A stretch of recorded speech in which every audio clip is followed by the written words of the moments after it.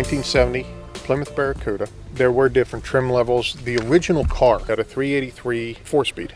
Okay. So it had the 4-speed put into it. Somewhere along the line, whoever rebuilt it before we got it, the 383 disappeared, the 4-speed disappeared. So they put the 727, the automatic 727 transmission into it, and that was part of their rebuild. It's in phase 1 of our project. We're building up from the bottom. Structural, it was in fantastic shape when we got it. Body is in good shape. The first change we wanted to make on it was to get back to the A833 4-speed transmission. We bought it, drove it a bit, just took it straight in and started the rework phase of it, the phase 1 of it. There's a 323 rear end in it, and I wanted the posi traction. I wanted the 355. The guy who actually we bought the car off of had a 355. He said that comes with the car. We took it down to be rebuilt. The individual that rebuilds the rear end said it's junk. You can't use it, so we had to stick with the 323. We rebuilt the 323, put all new bearings in the back axles, repainted new shocks, new leaf springs, took the leaf springs out. When we first bought it, it rode like a 1970s car. That was, you hit a bump and then you just kept bouncing for the next 3 miles. You kept doing that. So we did the leaf springs, we did the shocks from that side, rebuilt the rear end. There's a company out, and this is for anybody who's looking to do this. They're called Brewer's Transmission out in Ohio, and all that they do, the only thing that they do, is 4-speed transmissions for e-bodies. The nice. A833 transmissions, that's all that they build. We saw a couple shows, we talked to a couple people, they came highly recommended, and I can't say enough, if you're going to convert over, or if you need a new 4-speed transmission for one of these cars, that's where you go. Just don't even hesitate. Down to the washer, everything came labeled, numbered. It made it a dream. So you bought it specifically for a project? Yeah, it was on a list. I had a bucket list. Everybody has a bucket list. I wanted a CJ5 Jeep, 1970 CJ5 Jeep, and I bought that last July. I always wanted a Barracuda, and I was looking at the Barracudas, and in late August, early September, I told her, found a Barracuda, it's in Greensburg, Pennsylvania. Let's go take a look at this. And so we drove down and we took a look at it. And I looked it over. It was an automatic, not at all what I wanted, but the bones on the car were good. And that's a big thing with these cars. If you can find one that the frame is good, whoever did the restoration did certain things right. Didn't do everything right, but did certain things right. It had a good bones to it, and it was a running car. I actually turned around and started walking away, and she looked at me and she's like, I really like the car.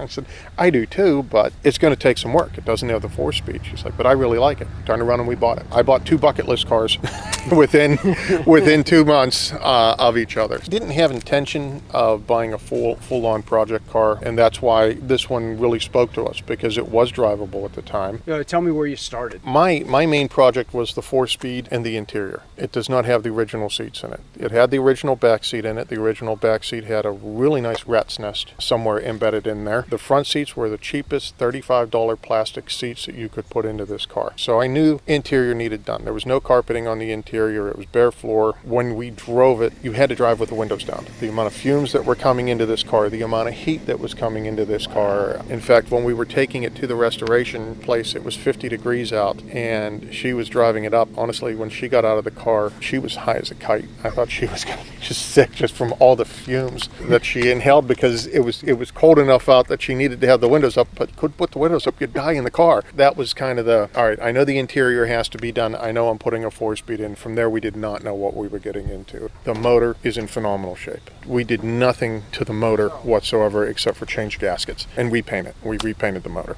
The motor that's in this one is a 1978 RB motor. It's a 440, probably out of a motorhome, because that's what they put them in back then. It was rebuilt at some point in time. The motor runs great, so we weren't touching it. It was an original AC car, non-power steering, non-power brakes. It did have front disc brakes. I don't know if that was original on this car or not. It had rear drum brakes on it. So part of the changeover was to put power steering into it, power brakes into it. We did not touch the rear brakes. The drum brakes were in perfect, immaculate condition. The front brakes, we put new rotors, new calipers, and the whole set on the front. The leaf springs, new shocks. Pretty much that's all we had to do. It's a night and day difference. Rack and pinion? Yes. Steering? We used a Borgson power steering pump, which I love now because the garage we store it in is a very confined space for anybody that's driven manual steering. It's not real precise. Not real precise, and you will get an upper body workout. Yeah. There's no doubt about that. Yeah. Original paint? No, it was the original color was the lemon twist, the yellow. We know that because as we were climbing underneath and finding things, when you take certain parts off and you see the yellow that's underneath something that you know leaf springs were never removed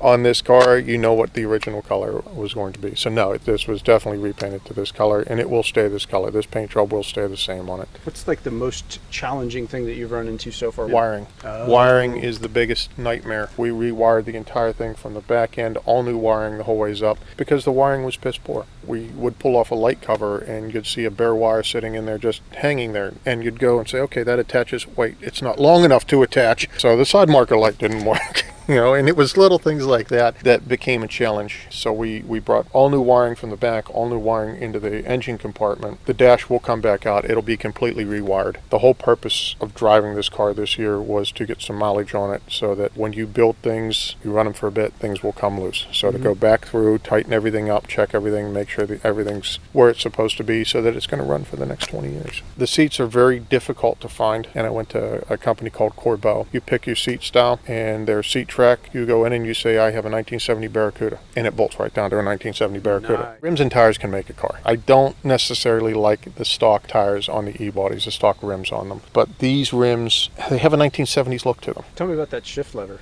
Oh, the pistol. And again, this is what Brewers does. They supplied the correct console, the shift lever, the pistol. Love it now. Didn't think I was going to. When you bought the 4-speed transmission, you got the pistol grip. That is authentic as you can get. We both looked at it and we're like, this is going to be so uncomfortable because everybody nowadays, you're used to putting your hand on top of that shifter and shift it. It feels different because you grab it like a pistol and you move it like that. It's not ergonomic whatsoever. It'll bend your wrist certain ways and things like that, but it actually feels nice. This is not a numbers matching car. This is going to be a car that, in the end, I would love to take the antique plate off of this car and put on a regular plate so you can drive it every day. It's going to be driven. It's going to be garage kept, but it's going to be driven. This is not a show car. This was a bucket list car.